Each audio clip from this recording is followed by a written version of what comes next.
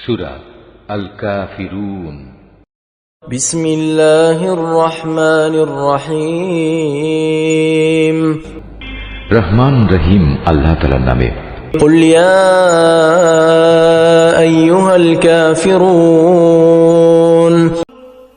হে মুহাম্মদ সাল্লাল্লাহু আলাইহি ওয়াসাল্লাম, তুমি বলে দাও, হে কাফিররা, লা আ'বুদু মা তা'বুদুন, আমি তাদের ইবাদত করি না যাদের ইবাদত তোমরা করো। ওয়ালা আনতুম আবিদুনা মা আ'বুদ, না তোমরা তার ইবাদত করো যার ইবাদত আমি করি। ওয়ালা আনা আবিদুম মা আবাদতুম, এবং আমি কখনোই তাদের ইবাদত করব না যাদের তোমরা ইবাদত করো। ওয়ালা আনতুম আবিদুনা মা আ'বুদ, না তোমরা কখনো তার ইবাদত করবে যার ইবাদত আমি করি। এ দিনের মধ্যে কোনো মিশ্রণ সম্ভব নয়।